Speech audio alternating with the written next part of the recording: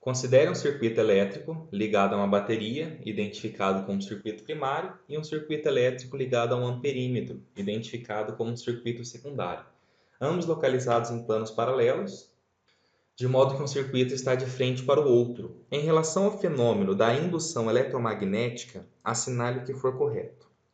Então, o que nós temos é essa representação aqui, pessoal. E para a gente discutir isso, antes eu quero chamar a atenção de vocês para a gente ver esse simulador aqui do PET Colorado. Olha só o que a gente tem aqui, pessoal. Aqui nós temos um ímã e aqui nós temos uma bobina, que é um conjunto de várias espiras, né? Então, quando eu pego esse ímã e eu aproximo dessa bobina, olha só o que eu estou fazendo. Aqui tem um campo magnético. Conforme eu aproximo, você viu que ele mexeu aqui para um sentido da minha tensão? Aí eu pego e clico para cá. Aí a minha atenção vai para outro sentido. Então aqui quando eu estou mexendo, o que eu estou fazendo? Uma variação do campo magnético.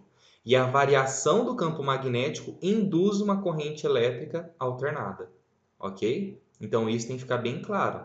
Ah, e se eu tivesse invertido os polos? Mudaria apenas o sentido deles, mas continuaria proporcionando uma corrente elétrica, uma tensão elétrica ali alternada. Ok?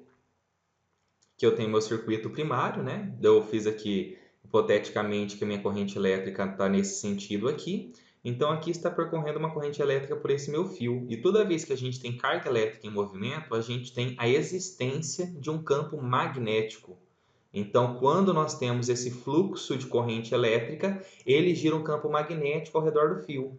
O sentido desse campo magnético é dado pela regra da mão direita. Você aponta o dedão para o sentido da corrente e você fecha a mão para o sentido do campo magnético.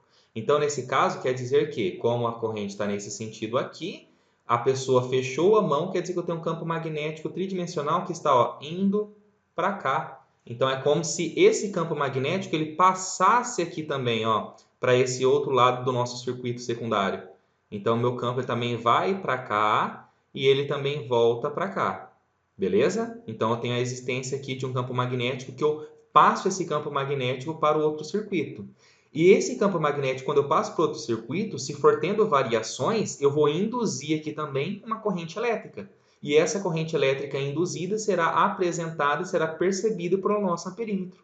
Então, quando você entende esse princípio físico, fica bem tranquilo de responder as assertivas. Olha só por quê.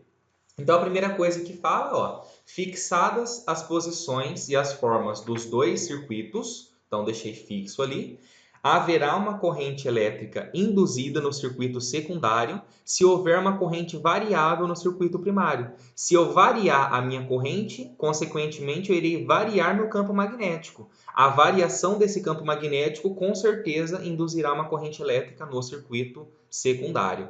Então, nesse caso, essa alternativa aqui ela é verdadeira. Aí a 02 fala, fixado agora as correntes no circuito primário e as formas dos dois circuitos, poderá haver uma corrente induzida no circuito secundário se houver um movimento relativo entre os dois circuitos. Ou seja, eu não vario a corrente, eu deixo a minha corrente sendo constante. Mas eu pego esse circuito e começo a mexer ele, rodar ele de um lado para o outro, de um lado para o outro, de um lado para o outro, de um lado para o outro. Você concorda que esse movimento que eu faço do circuito vai alterar o meu campo magnético? E, consequentemente, novamente, a variação do campo magnético induz uma corrente elétrica nesse circuito secundário. Logo, essa 02 ela também é verdadeira. Aí a 04 fala assim, se a forma de um dos circuitos for alterada, poderá haver uma corrente elétrica induzida no circuito secundário enquanto estiver ocorrendo essa alteração. Imagine então que eu pego esse meu circuito aqui e eu pego e altero ele. Ao invés de ele ter esse formato aqui retangular, eu transformo ele como se fosse em uma circunferência.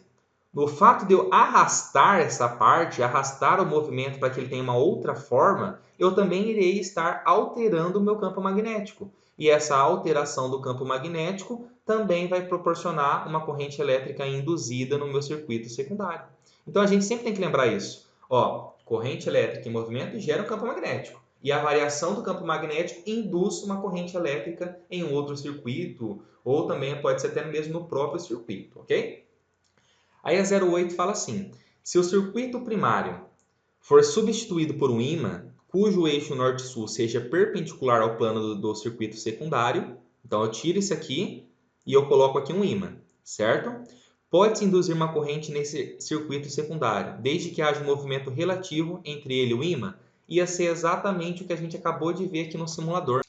Então, olha só, eu deixei aqui o meu circuito fechado, paradinho, lindinho, e eu peguei um ímã e fiz uma alteração. E essa variação do fluxo magnético, a variação do campo magnético, está induzindo uma corrente elétrica. Então, quer dizer que essa assertiva também ela é verdadeira.